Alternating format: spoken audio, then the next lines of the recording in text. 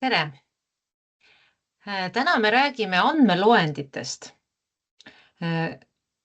Mida me mõtleme andmeloendite all ja missugused on võimalused? Tahan ära märkida, et Excel on väga oluline tööriist erinevate andmeloendite jaoks, sest ta võimaldab siis hästi lihtsalt andmeid salvestada, on võimalik neid kenasti sorteerida, struktureerida ja tegelikult ka analüüsida. Ja andmeloendite puhul on Excel siis väga laialt levinud tööriist ja ta sobib nii päris algtaseme andmetöötluseks ja otsuste tegemiseks kui ka tegelikult keerulisemate ülesannete täitmiseks. Ja nii nagu kõikide teiste loengute puhul on siis videoloengu kõrval ka töövihik, mida te saate ise kasutada ja kõike järele proovida. Vaatame selle töövihiku avalehte. Siin on siis sisukord, millest me täpselt räägime ja siin on siis välja toodud 3 abitabelit, et need on siis tegemist selliste erinevate andmeloendite tabelitega, mida te võite siis harjutamiseks kasutada. Nii, ja lähme kohe esimese teema juurde, mis on siis üldised põhimõtted. Mida siis nimetatakse andmeloendiks? Andmeloend on siis selline korrapärane tabel, kus kõikidel ridadel on ühesugune struktuur ja tegelikult neid ridu nimetatakse kirjeteks ja need kirjed koosnevad väljadest. Ja kohe, kui me vaatame siit, siin need abitabelid on siin kõrval ka, näiteks hinnakiri. Te näete, et igas reas on ühte tüüpi andmed, et esimeses veerus on siis näha erinevad puutüübid ja siis on nad sorteeritud siis mingisuguste väärtuste järgi. Või võtame näiteks müügid. Esimeses veerus on kuupäevad, teises on puuliigid ja nii edasi. Kogussumma, müüja, näiteks klientide tabel ja nii edasi. Nii et tegemist on siis selline korrastatud struktuuriga tabeliga. Ja selleks, et me saaksime kasutada neid andmeloendi, olgu see siis funktsioone või tööriistu, peab see tabel vastama järgmistele tingimustele. Esiteks, kõikidel tulpadel peavad olema pealkirjad. Siis tabelis ei tohi olla tühja ridu ja veergu. No ma toon siin kiiresti näite, mida ma selle all mõtlen. Kui meil on siin üks tabel ja siin üks tabel, siis on tegemist 2 erineva tabeliga. Niipea, kui ma näiteks selle tabeli toon siia, niipea need tabelid võivad omavahel olla seotud või on tabelid omavahel seotud. Nii et ja selleks, et mingi andmebaasiga tööd teha, peab ta siis olema teistest andmetest vähemalt ühe tühja reaga või veeruga olema eraldatud. Ja peamised tegevused, mida andmetabeliga on võimalik teha, on siis sorteerimine, filtreerimine, kokkuvõtete tegemine ja risttabelite koostamine. Ja kõik siis need olulised tööriistad, mis on võimalik siis andmetabelitega teha, asuvad siis sellel paneelil data. Ja oluline veel, mis kindlasti meelde jätta, et kui te hakkate tabeliga tööle, siis peab see kursor asuma tabeli piirkonnas. Et ühesõnaga, ta ei tohi olla väljaspool tabelit. Ja läheme kohe asuma asja kallale. Sorteerimine, see on siis mingisuguste kirjete või ridade järjestamine, kas siis ühes veerus või mitmes erinevas veerus, kas siis kasvamise või kahanemise järjekorras, siis mingi väärtuse järgi. Seda nimetatakse siis võtmeks. Ja selleks siis tuleb viia kursor tabeli piirkonda ja valida menüüst siis data ja sort. Ja võtame kohe ühe näiteks, ma võtan klientide hinnakiri või klientide, võtame müügi hinnakiri või müügite tabel. Ja nagu ma rääkisin, kõigepealt kursor peab olema siis selles piirkonnas, lahtri piirkonnas. Ja valime siis data ja sort. Siit saate kohe kas kasvavas või kahanevas järjekorras.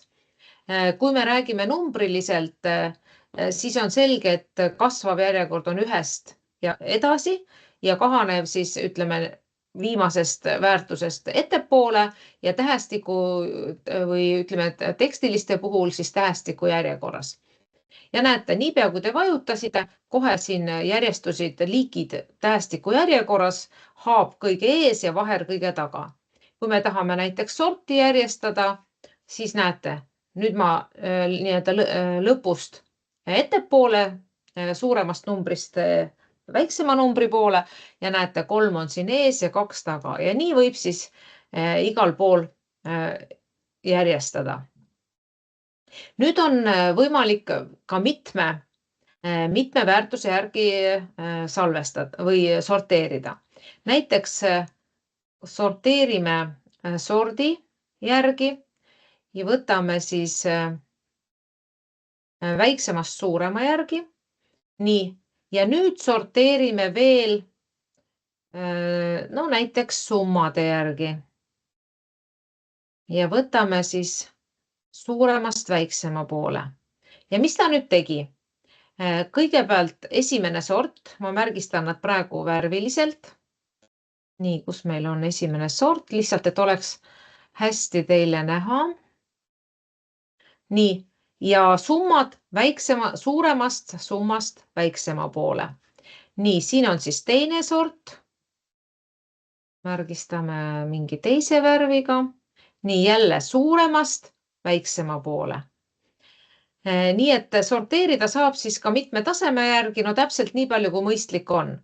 Ja kordan siis üle, kursor on tabeli piirkonnas, valite data, valite siis siit sort ja saate siit siis nii palju lisada neid tasemeid või veergude pealkirju, kui teil vaja on. Nii, võtame järgmise teema, on siis filter. Nii, filtreid on 2 sorti. Kõige lihtsam on autofilter. See on siis samamoodi asub siis menüüs data ja näete, siin on siis filter, aga teine natuke keerulisem filtri tüüp on advanced ehk arendatud filter. Ja autofilter töötab täpselt samamoodi nagu oli meil sorteerimisega. Nii, ma lähen siia samasse tabelisse. Kursor peab olema tabelis, valite filter ja teile ilmuvad siia veeru päisesse ilmuvad nooled ja te saate sorteerida. Näiteks teid huvitab ainult esimese sordi kaup, siis ta on sorteerinud ainult esimese sordi. Kui teid huvitab ainult näiteks müüja karu poolt müüdud tooted, siis on ainult karu. Ja kui teid huvitab, nii siit praegu me ei saa. Nii, vaatame, võtame ja filtri saab siis kas lahti clear, kogu filter on lahti. Nii, vaatame, mis meil siin on. Meil on siin ainult september, okei. Tegelikult ta on võimalik filtreerida näiteks ka mingisuguse 8. septembri kuupäeva järgi. Ja kui teil on kuusid rohkem, siis ta võimaldab ka kuude lõikes filtreerida ja select all, siis saate kõik siit jälle lahti. Nii et selline nii palju filtreerimisest. Ja nüüd tegelikult on siis arendatud filter, see on nüüd natuke keerulisem. Siin nüüd on oluline, et oleks kriteeriumi piirkond ja oleks siis tulemi piirkond. Kriteeriumid, mis kehtivad samaaegselt, paigutatakse ühele reale ja kui tuleb valida, et kas see kriteerium või teine kriteerium, siis paigutatakse kriteerium üksteise alla. Ja võib siis erinevaid variante kasutada, kas filtreerimine siinsamas filtreerimine koha peal tabelis, filtreerimine samal lehel või filtreerimine teisel lehel. Nii, lähen siia sama tabeli juurde, nii võtame vahepeal filtri üldse välja. Nii, valime advanced filter. Kõigepealt peame tegema siis, meid huvitab näiteks, ma teen uue piirkonna, mind huvitab ainult kuupäev, liik, sort. Summa ja summa. Nii, ja mul peab olema siis kriteeriumi piirkond ehk mind huvitavad ainult siis sellised, kus liik on mänd või vaher ja sort on 1 või 2. Nii ma teen, oih, oi. Nii. Ma kasutan sellist kiiremat võtet, ma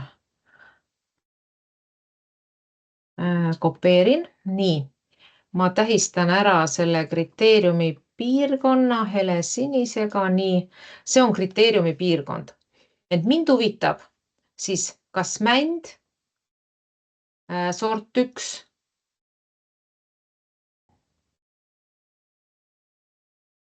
Nii. Ja lähme siia tabelisse, võtame data, advanced filter ja las ta jääb siis kopeerib teise piirkonda. Nii, list range ehk see on see piirkond, näete, on märgistatud. Nüüd kriteeria ehk tingimus on siin ja kuhu kopeerida, see on see päiserida, on siin. Ja näete, nüüd ta tõi meil välja kõik need nii männid ja vahtrad, mis on siis sort 1 ja männid ja vahtrad, mis on sort 2. Nii, see on siis selle esimene näide. Võtame siit näiteks valmistaja on Acer. Valmistajana Acer. Diagonaal. Nii. Või siis on Hyundai. Ja K17. Nii.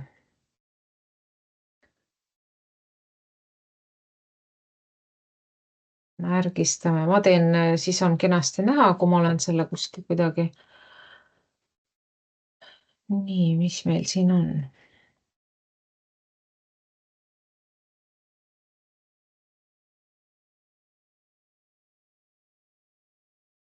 Nii. Ja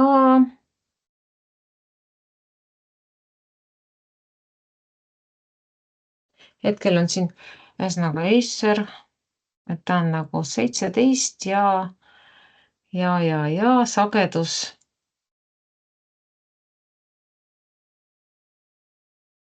on 80 ja Hyundai ka sagedus 75. No nii, et saaksime siis kontrollida, kas me oleme õigesti teinud, võtame need samad siis andmed. Ja miks on see hea? See on hea sellepärast, et te saate välja tuua näiteks mõnele teisele lehele just need, võtame hind veel.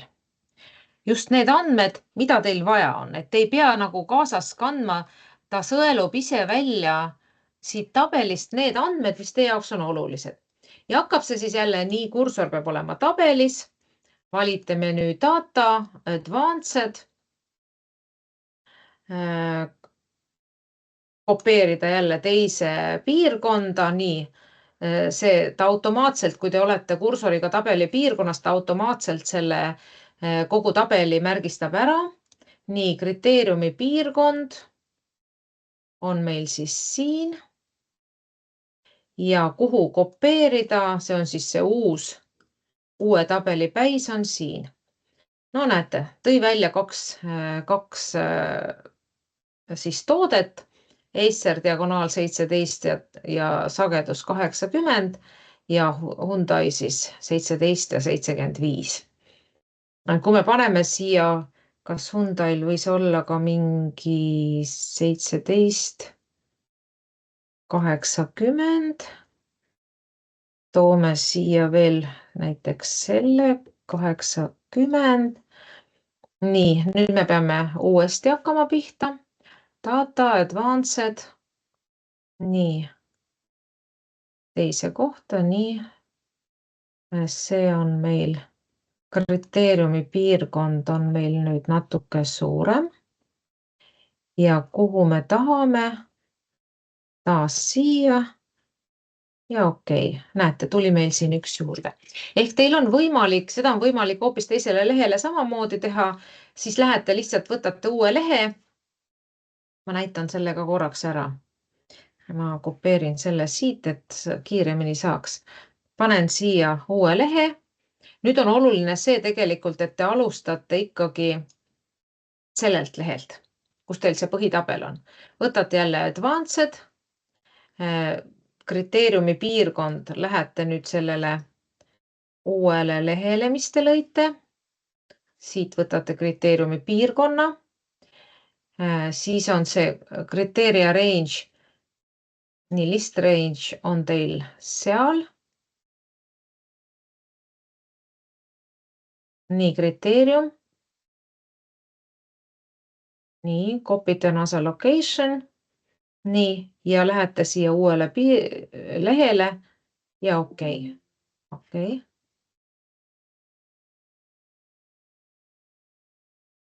Alustama peate siis sellelt lehelt, kuhu te tulemust tahate saada. Võtate Advanced Filter, copy to another location, siis kõigepealt märgistate ära selle piirkonna, kus te andmeid võtate. Seejärel märgistate ära kriteeriumi piirkonna ja seejärel selle, kuhu te uut tabelit tahate. Ja saategi uue tabeli. Nii palju siis filtrist. Nüüd on hästi lihtne teha erinevaid kokkuvõtteid. Ja see võimaldab siis arvutada erinevaid keskmiseid väärtuseid, minimaalseid, maksimaalseid väärtuseid. Aga oluline on siis see, näete siin, ma märgin selle osa lausa kollasega, et lähtetabel ehk siis see baastabel peab olema sorteeritud siis selle veeru väärtuse järgi, mille kohta te kokkuvõtteid tahate teha. Nii, ehk siis nii, vaatame kohe jällegi, võtame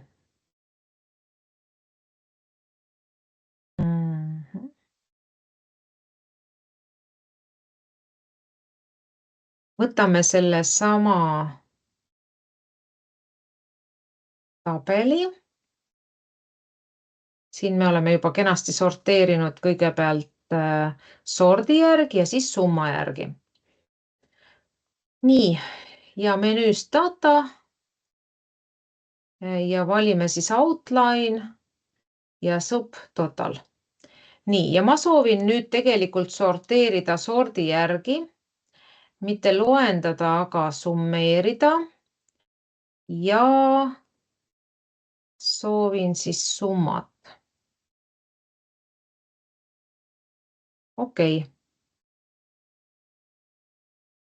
Ja nüüd me näeme, et tekivad meil siis siin, saame tegelikult nendel miinustel klõpsates saame ka sellise üldise kokkuvõtte, et esimese sorti tooteid on müüdud siis 6000 eest, teise sorti tooteid 2000 eest ja kolmanda sordi tooteid 3000 eest. Ja kui me võtame lahti, siis me saame siin jälle niiviisi vaadata. Nii, võtame nüüd lahti ja kui me nüüd tahame asja veel keerulisemaks ajada, siis me lähme uuesti siia sorteerima.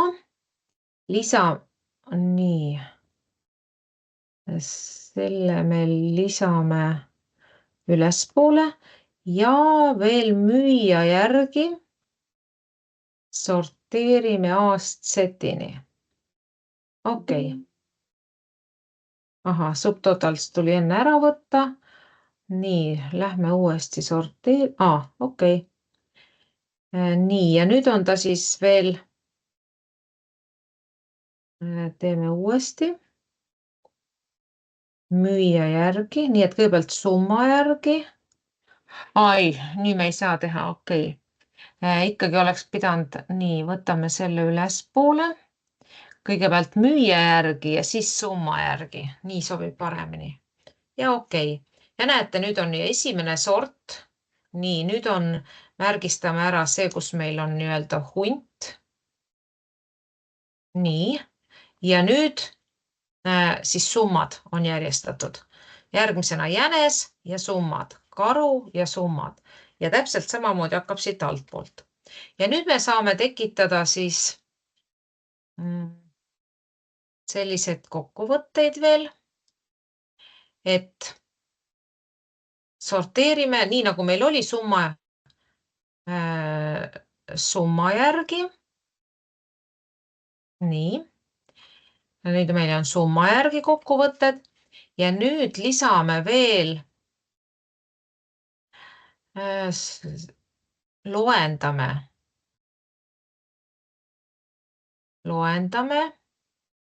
müüja järgi ja nüüd on kirjas replace, kui me võtame replace linnukese ära, siis ta lisab juurde. Võib veel teha nii-öelda gruppide vahel sellised väiksed vaheread, nii okei. Ja näete, mis ta tegi.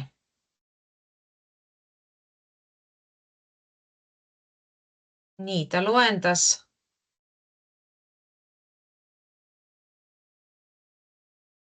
Nii, oota, korraks vaatame uuesti.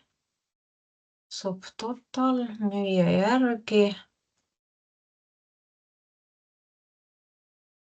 Ahah, müüja järgi, count ja müüja. Okei. Ja näete, nüüd ta tegi siis nii palju, et hunt on teinud müüke 8, jänes 6, karu nii üldse on tehtud 32 müüki ja siis summa kokku. Ja näete, siin kõrval tekkisid sellised väljad, mida te saate siis nii-öelda natukene kokku lükata, et saate sellise üldise ülevaate. No, vot selliselt. Nii, aga katsetage siis ise ja kõigest sellest te saate siis ka lahti, kui te vajutate Ungroup. Okei. Nii. Ungroup. Clear. Kustutada ära siis üldse.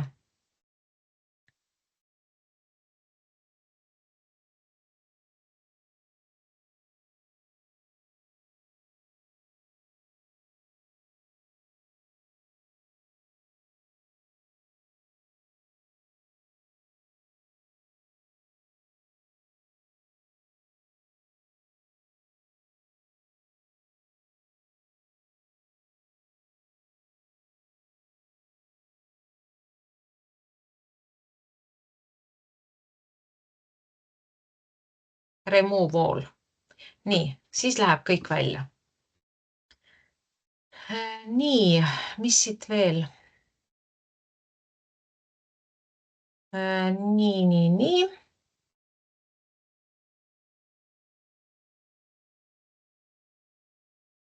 Nii, vaatame edasi. See oli siis kokkuvõtted.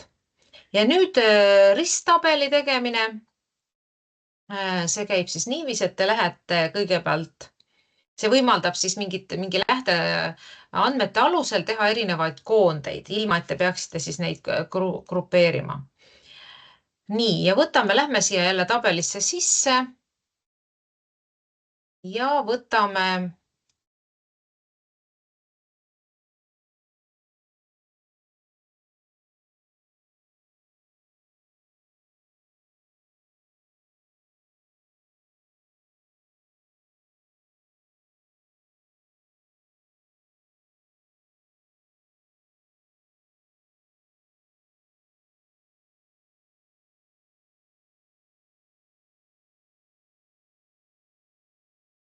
see on siis menüüst Insert Pivot Table.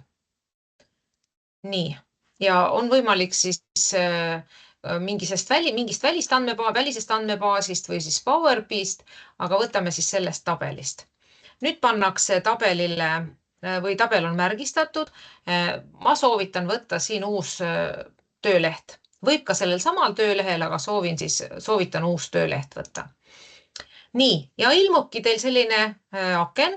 Siin on siis tööaken, kus te siis saate hakata tegema nii-öelda looma sellist omale sobivat tabelit.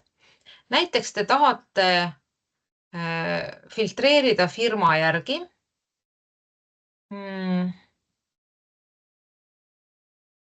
vabandust, pankade järgi ma soovin filtreerida. Firmad. Nii, tabel hakkab kohe looma, kui teil siin tekib. Nii, ja mis siin veel on? Aadress, asukoht. Ei olnud kõige õnnestunum valik. Nii.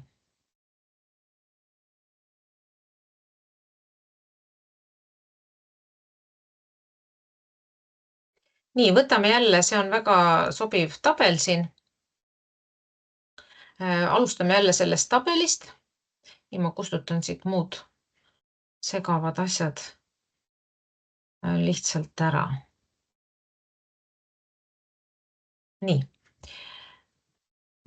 Ja võtame, oleme siin tabelis, valime Insert, Pivot Table. Siin on võimalik siis kuskilt välisest andmebaasist võtta Power BI raportist, aga me võtame sellest tabelist. Nii, ta märgistab ise, kui te olite kursoriga tabelis, ta märgistab selle tabeli ära. Ja nüüd te valite kas uus tööleht või olemasolev tööleht. Mina soovitan võtta uus tööleht. Ja oletegi siin selles töölehel, kus te saate hakata nende andmetega toimetama. Nii, ja nüüd on siin sellist, näete, need on sellist 4 välja. Kõigepealt on selline filter, et näiteks kui te tahate ükshaaval vaadata, no võtame müüjate lõikes mingisuguseid andmeid. Näete, siia ilmus kohe müüja ja näete, siit saate valida müüja. Siis mida te tahate vaadata, mis seal veerus võiks olla? Veerus võiks olla näiteks puuliik. Näete, haapkask, küte ja nii edasi. Veerus võiks olla, nii, aga vaatame hoopis reas võiks olla. Nii vist on parem. Te saate ise vaadata, missugune teile paremini sobib. Ja saate nüüd valida võib-olla sort. Näete, kuna on sort siia ei sobi, võtame, lihtsalt viskate välja, kui teile midagi ei sobi. Ja valime siis hind, kas summeeritud hind või saate siit valida näiteks, okei, las olla summeeritud, esimene summeeritud ja te võite veel kord valida ja saate välja valida näiteks keskmine hind. Nii, keskmine hind, nii. Näete, on summeeritud hind, keskmine toote hind.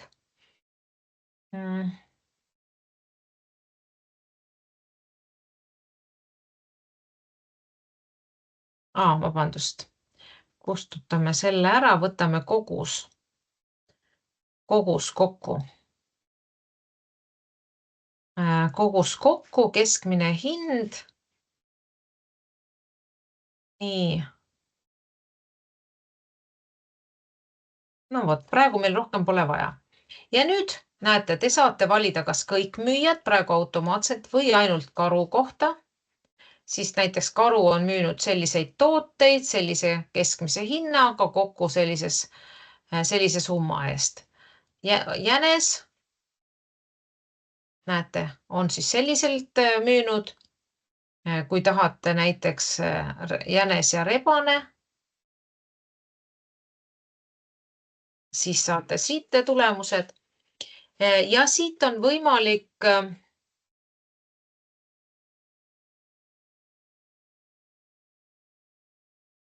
ja seda on võimalik siis igal ajal muuta. No kuupäev meile praegu midagi ei anna. Ma arvan, et see sort ei anna meile ka midagi. Noh, siin on näha, et kes on siis esimese, teise ja kolmanda sordi tooteid müünud. See võib-olla võib huvi pakkuda.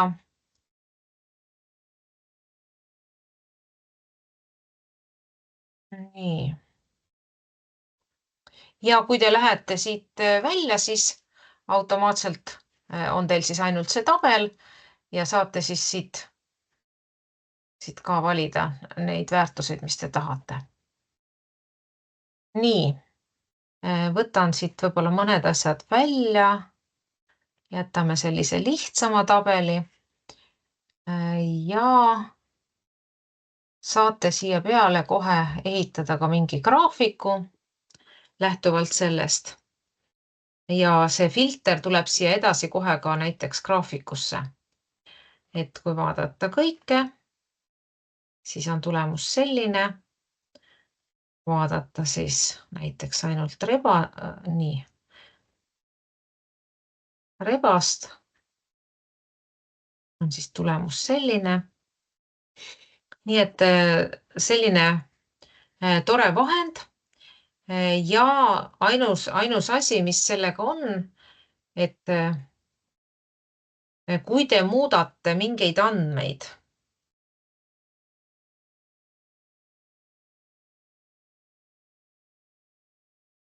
kus ma olin, müügid, kui te muudate andmeid, näiteks nojah, mingeid andmeid siin, siis te peate minema tagasi. Nii. Ja tegema refresh parem klõps ja näete, siin on selline nupp refresh. Ja siis ta uuendab need andmed. Ja saate siin ja vastavalt vajadusele saate sellest teha koopia, vastavalt vajadusele teha veel erinevaid teile sobivaid risttabeleid. Nii. No ma lihtsalt näitan veel kord kiiresti üle. Olete tabelis sees, valite Insert Pivot Table, From Table, lähete uuele lehele.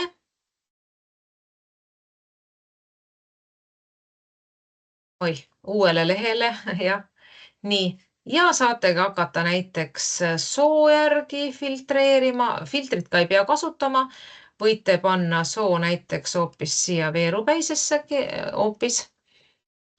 Siis no vanus ei ole nii osakonna järgi ja võite veel ka ameti järgi. Ja teid huvitab palk, aga teid huvitab näiteks keskmine palk. Okei, võtame maksimaalne palk, võtame keskmine palk ja võtame veel ka minimaalne palk.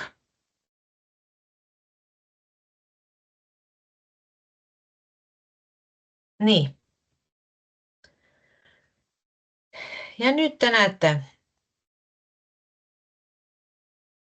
Nii, valime ainult mehed.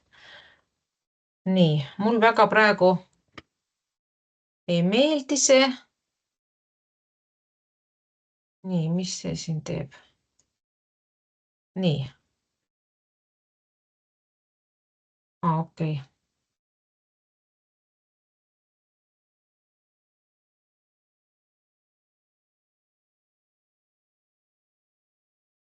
Nii. Kuidagi halvasti on see praegu siin nähtav. Nii. Maksimaalne, minimaalne, keskmine. Ja siis üldse kokku. Vaatan, kas mul on siin. Maksimaalne, minimaalne ja keskmine.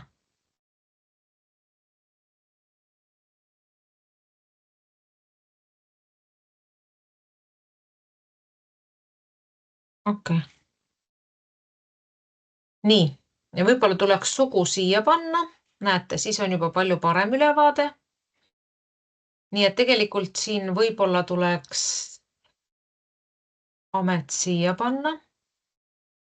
Ei ole kõige parem. Te saate neid rahulikult ringi tõsta. Nii tundub kõige paremini, et saate vaadata meeste puhul. Saate valida naiste puhul. Ja saate valida siis üldse sõltumata siis soost. Nii. Nii palju siis risttabelist. Ja nüüd veel mõned funktsioonid, mida siis andmebaasides saab kasutada, on siis summeerimine, ta liidab siis arvud siis mingisugusele kriteeriumile vastavalt kirjate veerust, on võimalik siis andmebaasi keskmine leida, loendada lahtreid, loendada mittetühjasid lahtreid. Vaatate, siin on 2 sarnast funktsiooni dcount, dcount A. Kui on A lõpus, siis ta loendab mittetühjasid lahtreid. Väljastab siis valitud andmebaasist kõige suurema väärtuse ja minimaalse väärtuse. Kusjuures siin database on siis see lahtri piirkond. Siis argument field on siis väljanimi ja kriteerium on siis need andmed, mida te soovite vastavusse seada või siis mis sisaldab vastavaid andmeid. No näiteks võtame jälle selle sama. Nii. Tegemist siis funktsiooniga võrdub, valime siit funktsioonist, võtame database. No näiteks maksimaalne summa. Nii, nüüd peate ära märgistama andmebaasi. Nii. Mida te soovite siis, näiteks kogus. Ja kriteerium, näiteks on suurem kui 50.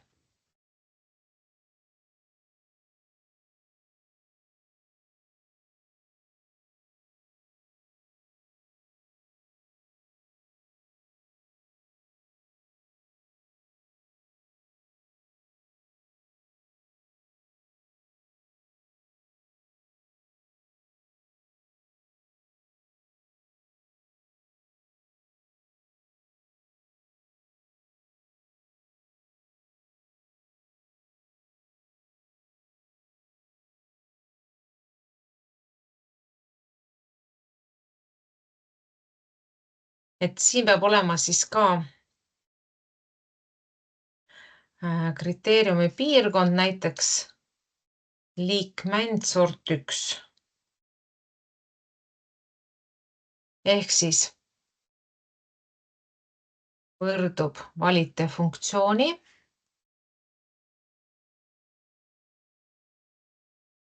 Maksimaalne andmebaas on teil siin olemas.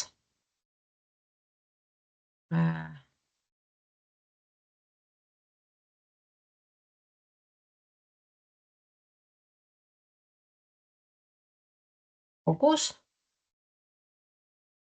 Ja okei. Nii. Maksimaalne. Nii, võtame. Kontrollime ära. Meil oli siis mänd.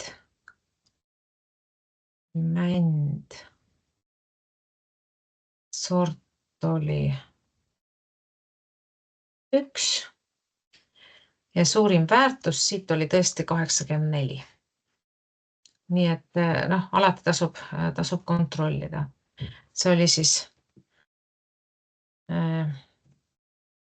maksimaalne väärtus. Kui seda läheb vaja. Aga ma ütlen, et praegu on nii palju selliseid muid võimalusi, et tegelikult ma ütlen ausalt, et ma ise ei ole väga palju neid andmebaasi funktsioone kasutanud. Kasutan sorteerimist palju, filtreerimist ja väga palju risttabelit. Ülejäänud asjad praktiliselt saab nendega kõik tehtud. Nii, et need olid peamised asjad, mis me teiega läbi vaatasime. Lähen korraks veel esimesele lehele. Vaatasime ka teiega läbi üldised põhimõtted, sorteerimine, filtreerimine, kokkuvõtted, risttabelid ja funktsioonid. Toredat toimetamist teile. Proovige järgi, vaadake seda videot, aga tegelikult harjutamine teeb meistriks. Kui tekivad küsimused, et tundub millegagi hakkama ei saa, kindlasti kirjutage. Aitäh kuulamast!